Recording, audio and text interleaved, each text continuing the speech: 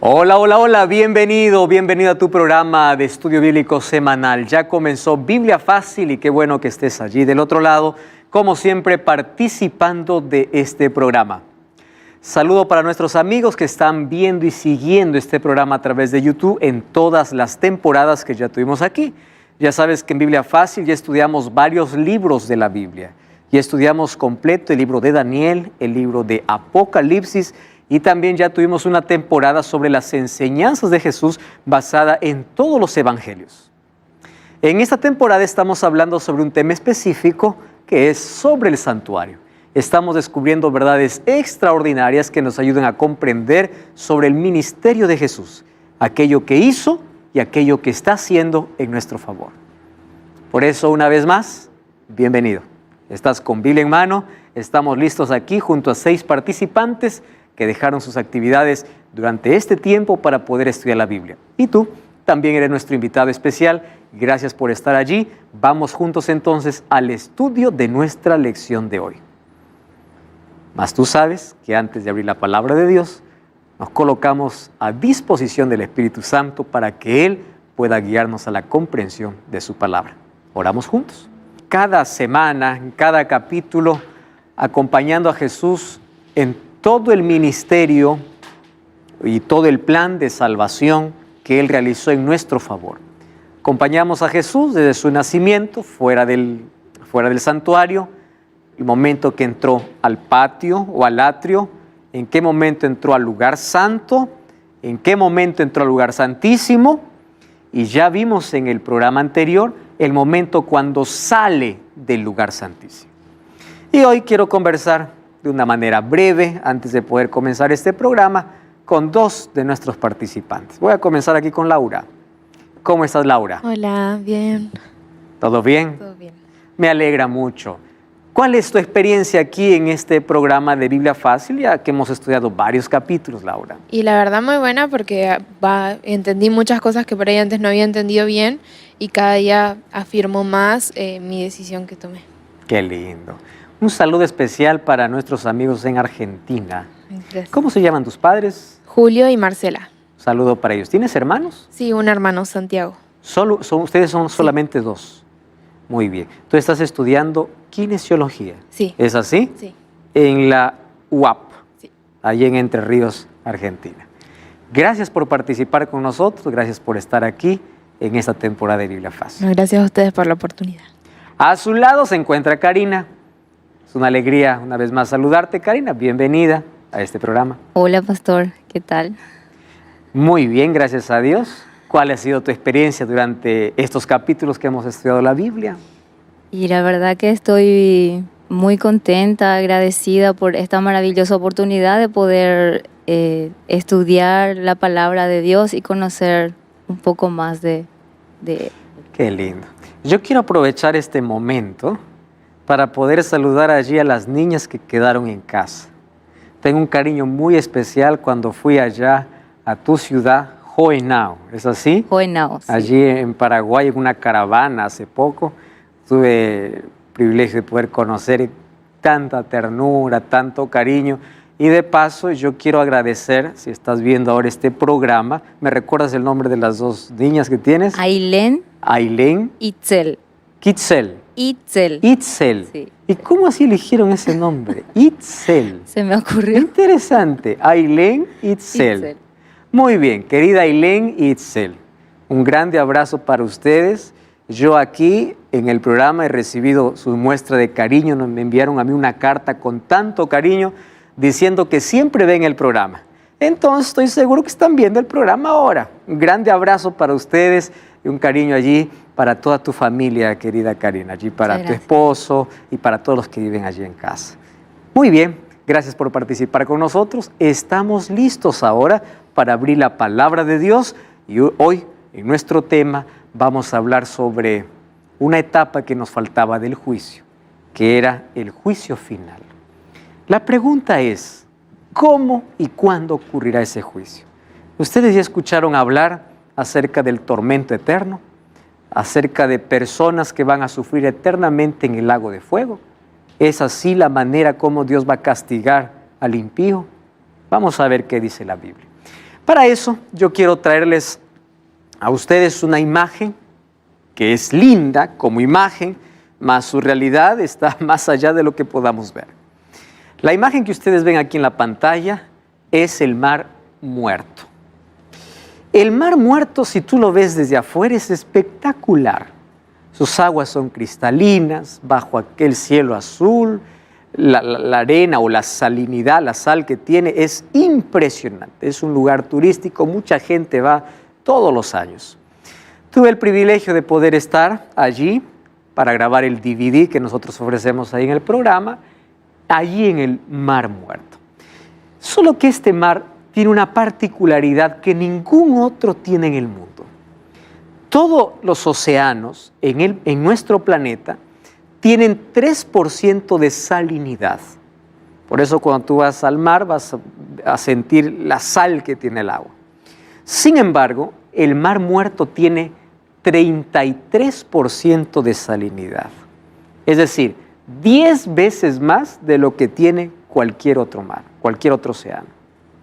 Tanto así que cuando tú entras a sus aguas, es imposible que te puedas hundir. La salinidad hace que tú puedas flotar. Y hay tanta gente acostada en el agua leyendo periódico incluso. Y es impresionante. Solo que nadie puede allí nadar libremente y sumergirse. No, hay que hacerlo con cuidado. Porque el agua, si entra a los ojos, representa allí, no, más allá del dolor, puedes hasta quedar ciego. Y si tomas esa agua, puedes hasta morir. Entonces hay siempre un cuidado que allí las personas te dicen que debes tener antes de poder ingresar. Es bonito entrar, es bonito sentir que uno flota, todo está lindo. Más allí tú puedes ver la salinidad. Si tú tienes alguna pequeña herida, algún rasgón, tú vas a sentir tremendo dolor al ingresar a esas aguas. Ahora, fíjate una cosa. Ese mar que hoy vemos, que es un lugar turístico, tiene mucha historia. Cuando vamos al libro de Génesis capítulo 19, encontramos que en esta región se levantaron 2 grandes ciudades. Fueron 4 en sí, pero nosotros más conocemos o recordamos por 2 grandes ciudades. ¿Qué ciudades? Las ciudades de Sodoma y Gomorra. Y si ustedes recuerdan, esas ciudades fueron castigadas con fuego y azufre. Y ahí está la explicación de por qué tanta salinidad en ese territorio. Incluso cerca del Mar Muerto hay un lugar donde dice que probablemente allí estuvo la mujer de Lot cuando miró hacia atrás, hacia la ciudad que estaba destruyendo, y se convirtió en sal. Ahí está una de las evidencias de cómo ya en un momento de la historia Dios ejecutó un juicio. Fuego y azufre. 2 o 4 enormes ciudades fueron destruidas. ¿Quiénes se salvaron? Solamente Lot y su familia. Solo que la esposa se convirtió en una estatua de sal porque no obedeció la orden de Dios. Y ya encontramos una evidencia de un juicio. Ahora, ¿cómo será el juicio final? El juicio ejecutivo. Vamos a verlo eso en este programa. Aquí nosotros ya comprendimos, o ya les mencioné en un programa anterior, que el juicio tiene 3 etapas. Juicio preadvenimiento o investigador. Allí se define quiénes se salvan y quiénes se pierden. Eso ocurre antes de la venida de Jesús. El juicio comprobatorio, que es la segunda fase, que hoy vamos a ver dónde se desarrolla, y el juicio ejecutivo, que va a ser el juicio final. ¿Cómo es que la gente va a perecer? Entonces, para ello vamos nuevamente a entrar al santuario, pero solamente para recordar un detalle. ¿Recuerdan cuando el sumo sacerdote hacía la purificación del santuario? Cuando él salía, hacía por lo menos 3 cosas. Bueno, vamos aquí a trabajar con 3 elementos. El hecho de que el sumo sacerdote ingrese para purificar el santuario, ¿eso qué cosa representa? El juicio antes de la venida de Jesús. Porque es allí donde los pecados de todos los fieles hijos de Dios son perdonados, son eliminados. Cuando el sumo sacerdote sale del lugar santísimo y coloca la mano sobre el macho cabrío que era para Azazel, representa el milenio, donde Satanás es llevado al desierto. Bueno, la tierra queda en desierto. Y cuando ese macho cabrío moría en el desierto, representa la destrucción final de Satanás y todos los que eligieron su destino junto a él. Ahí encontramos en el día de la expiación o purificación del santuario las 3 fases de juicio. Entonces vamos a analizar algunos de esos detalles que hoy nos van a esclarecer este tema. La pregunta es, ¿cuándo comienza la segunda fase de juicio? Que es el juicio comprobatorio. Ese juicio comprobatorio comienza al iniciar el milenio. ¿Cuándo comienza el milenio? El milenio comienza con la segunda venida de Jesús.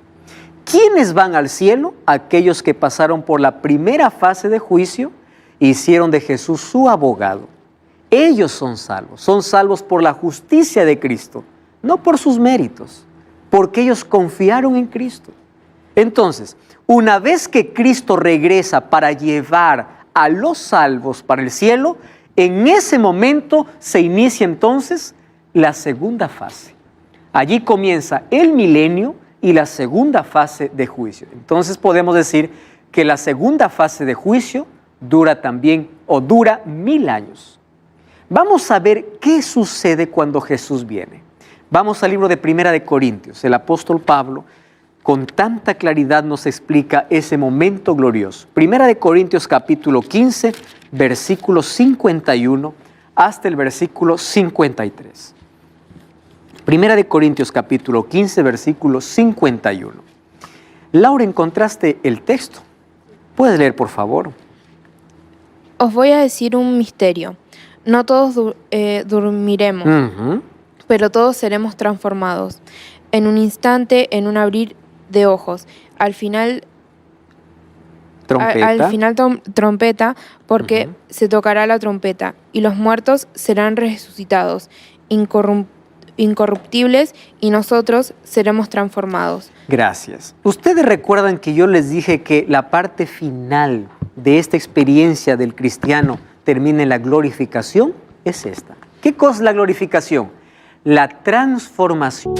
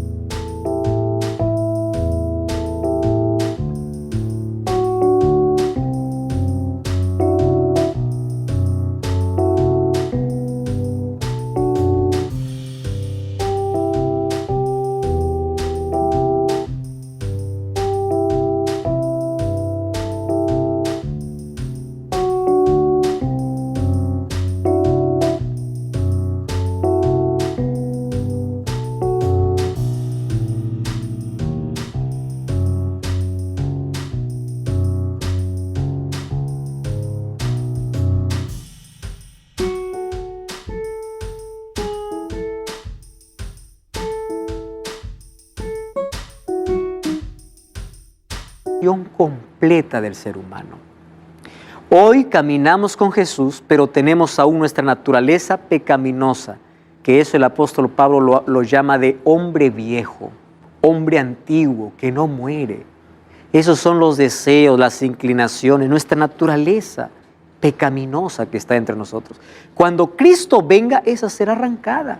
Ya no tendremos más deseo de pecar. Ustedes se imaginan, hoy luchamos contra el pecado.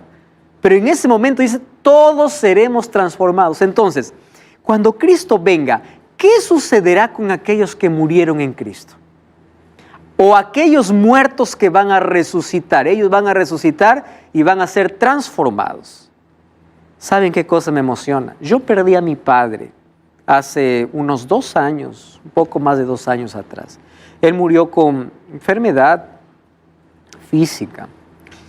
Y yo tengo el sueño de volver a abrazar a mi padre. Y cada vez que leo este texto me emociona saber que mi padre ya no se levantará como fue a la tumba. Porque aquellos que murieron en el Señor resucitarán ya transformados. todos los defectos físicos. Si alguien durmió o murió sin una pierna, ahora resucitará con sus 2 piernas. Todos los defectos que el pecado hizo en nuestra vida desaparecerán para siempre. Claro que nosotros seguiremos teniendo rasgos físicos que hará que nos podamos reconocer, pero todo lo que el pecado arruinó será transformado. Aquellos muertos en Jesús entonces serán transformados para ser glorificados. Ahora, miren lo que dice el texto. ¿Para qué? Allí, el versículo 53, ¿no? Es necesario que esto corruptible se vista de incorrupción y esto mortal, ¿de qué? De inmortalidad. El ser humano, ¿cuándo será inmortal? Cuando Cristo regrese. Ojo con esta palabra, porque lo voy a repetir al final y quiero que usted lo recuerde. Inmortal. ¿Qué significa inmortal? Nunca muere. Mientras tanto, nosotros, ¿qué cosas somos? Seres mortales. Otra cosa, la inmortalidad es un regalo que Dios dará solo a los que son salvos. Quiere decir que serán revestidos de inmortalidad los muertos que resucitan, y si resucitan es porque durmieron en el Señor, y aquellos vivos que irán al cielo, ellos también recibirán la glorificación y el don de la inmortalidad. La inmortalidad es un regalo que Dios dará cuando Él venga, es decir, no todos los seres humanos serán inmortales. Eso es necesario para comprender el fuego eterno que habla Apocalipsis. Sí, Susana. Sí, ¿la enfermedad es a consecuencia de los pecados? Sí. Todo el sufrimiento es consecuencia del pecado. Gran parte de nuestro sufrimiento es consecuencia de nuestra desobediencia en sí. Por ejemplo, en las enfermedades hay un 70% que es por nuestros malos hábitos. Hay un 30% que no tenemos nada que ver. Por ejemplo, otro tipo de sufrimientos son consecuencia de nuestras elecciones. Por eso es que mientras más temprano vamos a Cristo, menos errores cometemos, mejores decisiones tomamos y mejoramos nuestros hábitos. Ser cristiano significa tener calidad de vida en el presente y prepararnos para una eternidad con Jesús. Entonces, todo lo que el pecado deterioró en el ser humano será transformado. Y no se olviden que al ser transformados recién, seremos inmortales. Mientras tanto, ¿qué cosas somos? Mortales. No se olviden ese concepto. Número 2, ¿qué sucederá entonces con las personas, o quiénes van a resucitar cuando Jesús venga? Vamos a abrir la Biblia. Apocalipsis capítulo 20, versículo 6. Apocalipsis capítulo 20, versículo 6. Miren lo que dice la palabra de Dios. Último libro de la Biblia, Apocalipsis 26. Karina, ¿puedes leer el texto, por favor? Bienaventurado y santo el que tiene parte en la primera resurrección. La segunda muerte no tiene poder sobre ellos, sino que serán sacerdotes de Dios y de Cristo, y reinarán con Él durante los 1000 años. ¿Quiénes reinarán con Cristo 1000 años? Dice, bienaventurados aquellos que tienen parte en la primera. Quiere decir, si es que menciona que hay una primera resurrección, va a haber una segunda resurrección. Pero ¿por qué es feliz el que resucita en la primera resurrección? Porque ese resucita para ser salvo para siempre. Aquellos que resucitan en la segunda resurrección solamente resucitarán para reconocer que Dios es justo y que ellos merecen el castigo. Por eso no tenemos miedo a la muerte. La muerte puede ser solo una pausa hasta la venida de Jesús. Nuestro interés es estar en las manos de Dios. ¿Recuerdan Jesús cuando dijo cuando murió Lázaro, cuando le dijo a Marta, el que cree en mí, aunque esté muerto, vivirá? Y el que no cree, no vive. No tiene vida eterna. No se vuelve inmortal, porque es un regalo de Dios para aquellos que son salvos. Entonces, cuando Jesús viene, dice que su venida es gloriosa, porque dice que trompetas sonarán, los muertos resucitarán, y aquellos que resucitan son aquellos que participan de la primera resurrección, que es la resurrección de los justos, de aquellos que van a ir al cielo por la eternidad. ¿Qué sucede con las personas que están vivas en el regreso de Jesús, pero no se prepararon? Ellos están perdidos. ¿Qué sucede con esas personas? Vamos a ver, Apocalipsis 6, 14 al 17. Ahí está hablando de ese momento glorioso también cuando Jesús regresa. Apocalipsis capítulo 6, versículo 14 al 17. ¿Puedes leer, por favor, Oscar? 16. 6, 14. El cielo se desplegó como un pergamino que se enrolla, y todo monte y toda isla fueron removidas de su lugar. Versículo 15. Entonces los reyes de la tierra, los grandes y los ricos, los capitanes y los poderosos, y todo siervo y todo libre, se escondieron en las cuevas y entre las peñas de los montes. Versículo 16. Y decían a los montes y a las peñas: caed sobre nosotros y escondednos de la vista de aquel que está sentado en el trono y de la ira del Cordero. Versículo 17. Porque ha llegado el día de su ira. ¿Y quién podrá quedar en pie? Muy bien. Desesperación. Glorioso para algunos, doloroso para otros. ¿Qué sucederá con los impíos que están vivos cuando Jesús regresa? Llamarán a las peñas, cae sobre nosotros. ¿Por qué dice escondernos de aquel que viene? Porque ellos saben que aquel que viene es aquel a quien siempre rechazaron en la vida. Ellos saben quién es Él.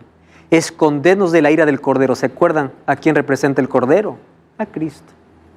Y ahí hace la pregunta: ¿y quién podrá sostenerse en pie? ¿Y saben cuál es la respuesta? En el capítulo 7 habla de los redimidos, bajo un número de 144,000 que representa a todos los salvos.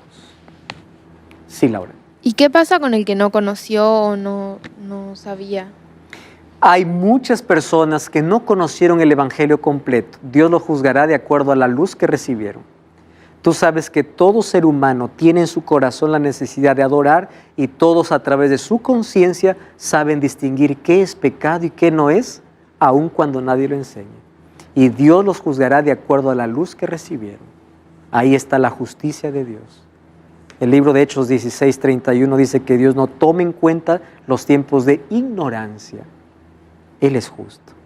Entonces Dios salvará a las personas que no conocieron toda la verdad si vivieron de acuerdo a la luz que recibieron. Oscar. Si la eternidad es un regalo de Dios para quienes creyeron en Él, los que se pierden, ¿no estarán eternamente también en sufrimiento? Ahí tocaste el punto. A eso vamos a llegar. Entonces, ¿cómo va a sufrir eternamente el impío si la inmortalidad solamente lo tienen los hijos de Dios? Vamos a llegar a ese punto. Hacia allá vamos. Gracias ahí por tocar el punto. Muy bien. Entonces, ¿qué sucederá con Satanás? Vamos a Apocalipsis capítulo 20, versículo 1 y versículo 2. Apocalipsis capítulo 20, versículo 1 y versículo 2. ¿Puedes leer, Carla, por favor, si tienes ahí el texto? Entonces vi a un ángel que descendió del cielo con la llave del abismo y una gran cadena en su mano. Prendió al dragón, esa serpiente antigua, que es el diablo y Satanás, y lo ató por 1000 años. Muchas gracias. Muy bien. ¿De qué trata esto? Dice, recuerden que el libro de Apocalipsis es un libro simbólico. ¿Por qué simbólico? Por ser un libro profético. Y la profecía se esconde debajo de símbolos. Dice que un ángel descendió del cielo para prender al diablo. No es que un ángel viene con una cadena literal. La palabra cadena en la Biblia significa que él no tiene libertad. ¿Y por qué no tiene libertad? Porque cuando Cristo viene, mire, ven, los que murieron sin entregar su vida a Jesús, sus tumbas no se han abierto. Solamente se vieron las tumbas ¿de quién? De aquellos que van al cielo. Aquellos vivos que estuvieron en la venida de Jesús, murieron. ¿Qué queda en la tierra? Nada. Todo está vacío. Es desierto. Entonces, la cadena en la mano de Satanás significa que él no tiene más libertad. Él está suelto, pero no tiene más a quien engañar. Esa cadena es circunstancial durante todo ese periodo. Él queda solo completamente por 1000 años. Laura. ¿Y los ángeles que siguieron a Satanás? Todos, absolutamente todos. Satanás y sus ángeles y sus demonios, mejor, ellos saben lo que les espera. Por eso es que ellos se interesan para que tengan más compañía en el juicio final. Ellos saben que su condenación, o saben su sentencia, saben que están perdidos, saben lo que va a venir, pero él quiere arruinar a la mayor parte para que la gente pueda decidir, no por Dios, sino para que pueda perderse con él.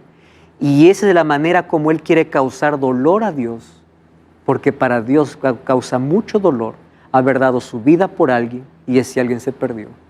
No porque Dios no quiso salvarlo, sino porque él no quiso aceptarlo. Aceptó la propuesta de Satanás en lugar de la propuesta divina. Muy bien, entonces 1000 años queda allí. Vamos a recordar otro momento especial. Miren, en el día de la purificación del santuario, ¿recuerdan cuando el sumo sacerdote tomaba allí los 2 machos cabríos? Y después salía para colocar sobre la cabeza de uno que era representado para Azazel.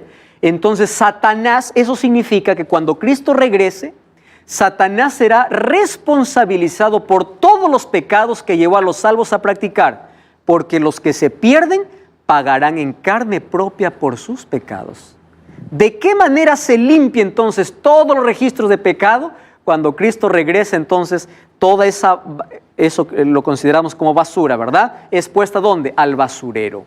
Satanás es el responsable por haber hecho pecar a los hijos de Dios. La pregunta es, ¿solo a los hijos de Dios? ¿Acaso no hizo pecar a todo el mundo? Sí, pero la diferencia es que algunos fueron a Jesús a pedir ayuda y Dios lo perdonó.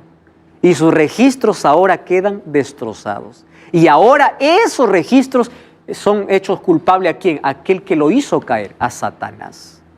Y esa ida del macho cabrío en el desierto representa los 1000 años. La muerte del macho cabrío en el desierto ya representa el juicio ejecutivo o el momento de destrucción, donde se acaba Satanás, el pecado y todas sus consecuencias.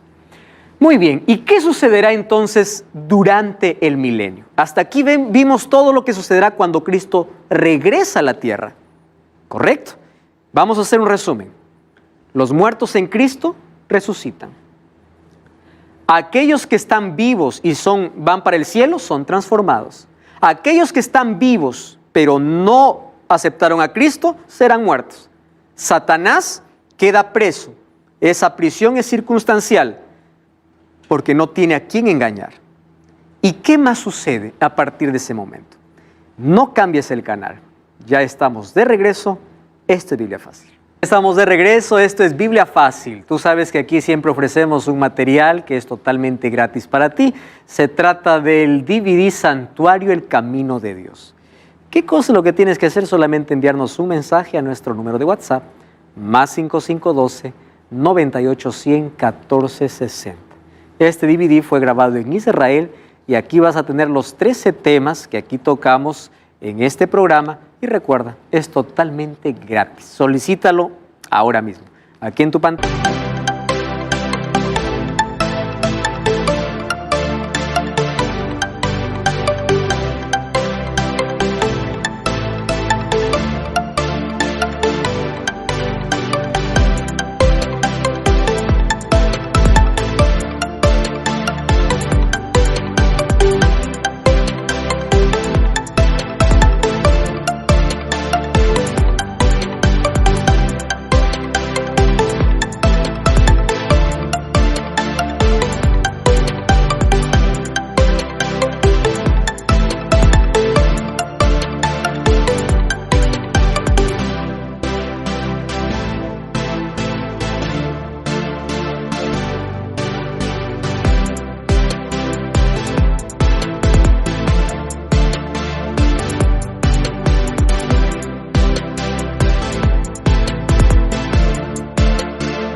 Ahí aparece el número de WhatsApp al cual tú puedes escribirnos ahora mismo.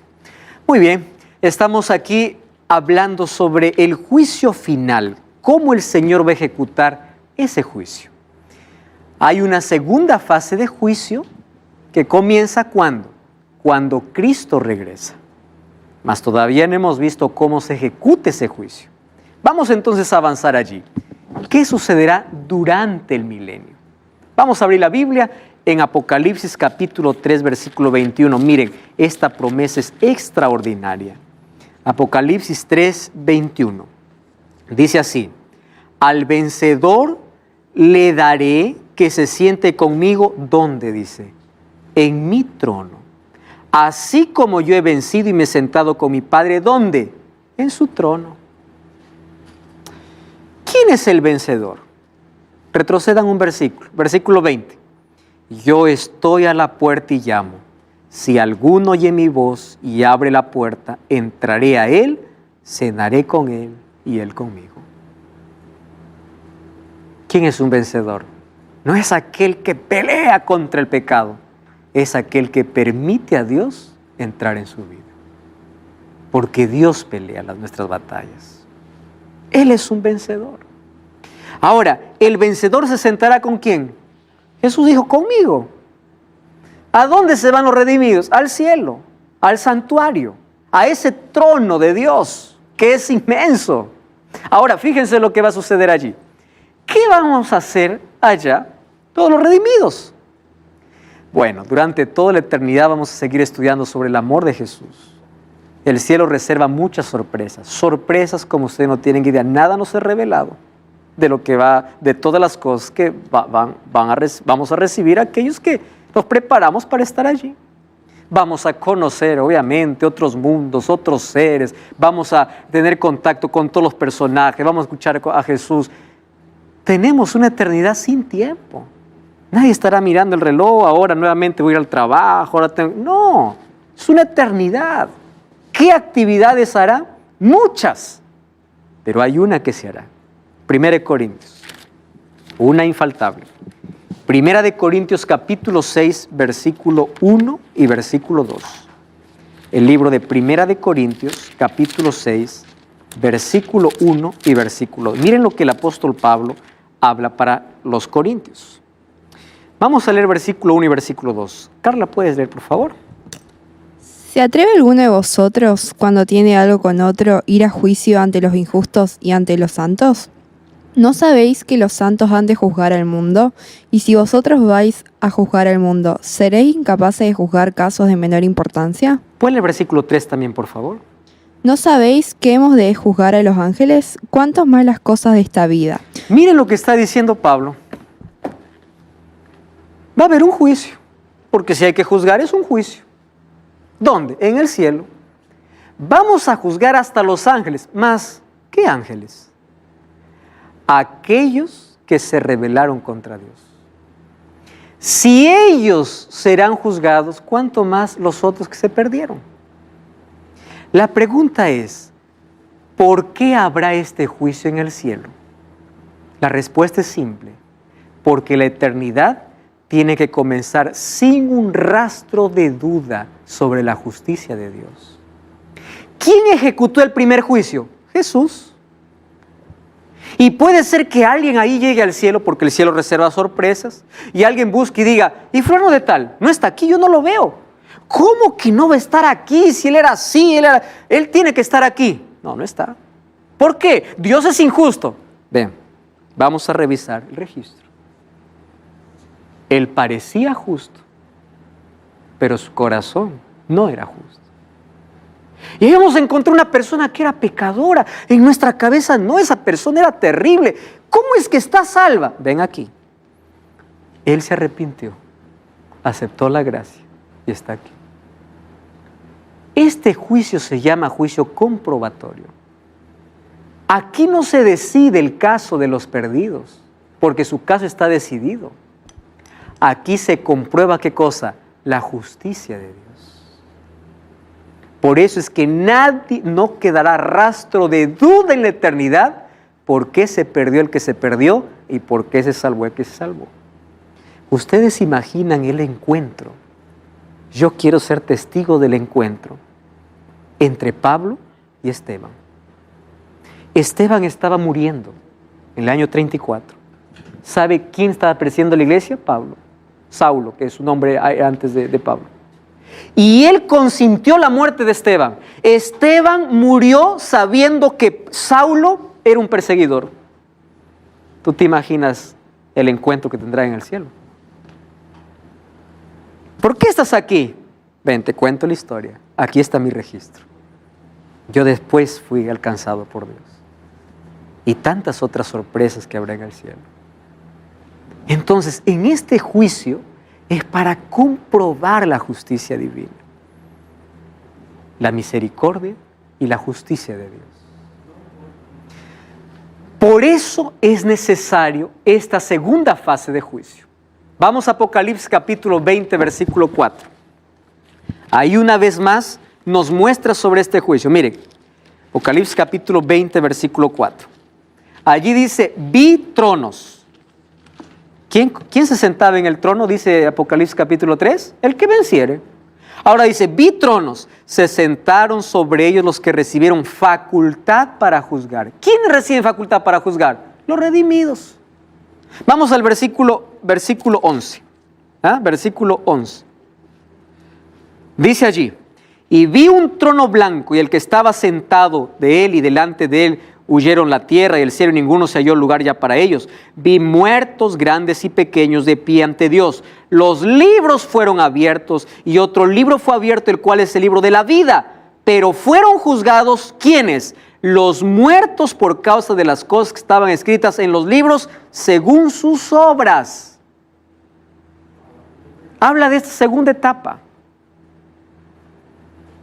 Nadie quedará con duda sobre el amor y la justicia de Dios. ¿Por qué está aquí si yo pensaba que Él estaba perdido? Ahí está la razón. Él fue a Cristo, Él se arrepintió, Él cambió, y aunque tú nunca lo supiste, Él se arrepintió de corazón.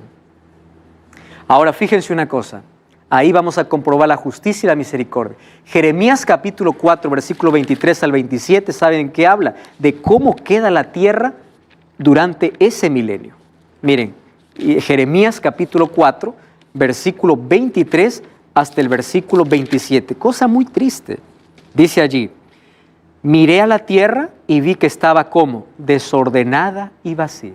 Igual que Génesis 1:1. Desordenada y vacía. Y a los cielos no había luz. Vi a los montes, vi que temblaban, los collados fueron destruidos. Miré, no había hombre, las aves del cielo se habían ido. Miré, el campo fértil era desierto.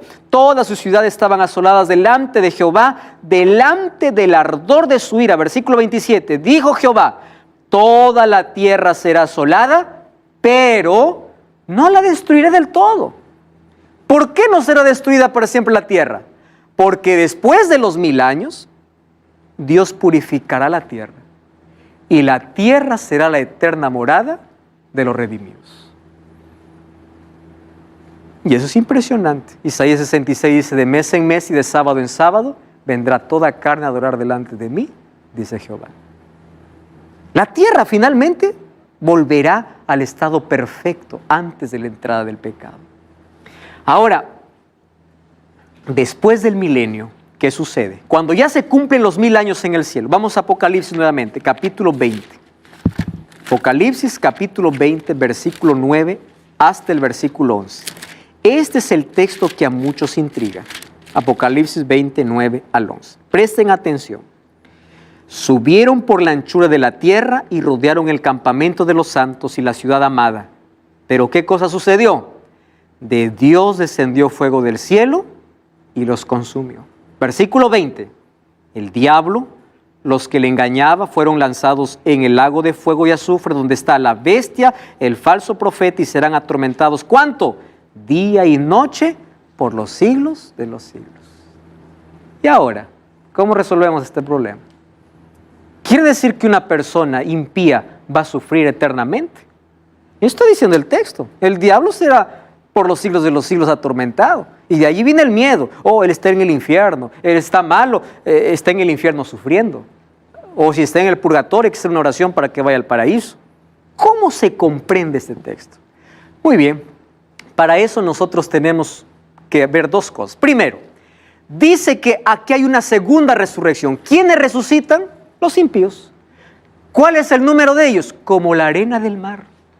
Y cuando la Santa Jerusalén está descendiendo del cielo, todos rodean a la ciudad, y ahí viene la última mentira del diablo. Vamos contra la ciudad. Vamos a atacar esa ciudad. Miren, yo cuando veo esta imagen me quedo muy triste. ¿Cuántos de nuestros familiares estarán afuera? Ustedes imaginan, aquí están los 11 discípulos y Judas estará fuera de la ciudad mirando. Porque él pudo haber estado dentro de la ciudad. Y allí comienza el juicio, o allí termina el juicio. ¿Cómo? Dando la paga a los impíos y serán destruidos para siempre. Muy bien. ¿Cómo entonces entendemos este juicio? ¿Cómo lo comprendemos? Muy bien. Apocalipsis tiene un lenguaje simbólico. Yo espero que en estos minutos pueda quedar claro la idea de fuego eterno o de siglos de los siglos. Si nosotros creemos que una persona que vivió 80 años va a sufrir 100,000 años, entonces Dios no es amor, Dios es sádico. Ni siquiera en la tierra se hace ese tipo de injusticia, ¿verdad? Imagínate, vivir 80 para arder millares de años, eternamente. Eso no es el Dios de amor. Entonces, ¿cómo se comprende ese texto? Cuando creemos en el tormento eterno, estamos desvirtuando el carácter de Dios. ¿Cómo lo comprendemos entonces? Muy bien. La palabra eterno en el hebreo es olam y en el griego aionos. ¿Qué significa la palabra eterno? La palabra eterno va a depender al sujeto al cual esté ligado. Les voy a explicar con un texto bíblico. ¿Está bien? Vamos al libro de Primera de Crónicas, capítulo 28, versículo 4. Rapidito vamos al libro de Primera de Crónicas, capítulo 28, versículo 4. Primera de Crónicas 28, 4. Miren lo que dice. Sin embargo, Jehová, el Dios de Israel, me eligió de entre toda la casa de mi padre para que fuera rey de Israel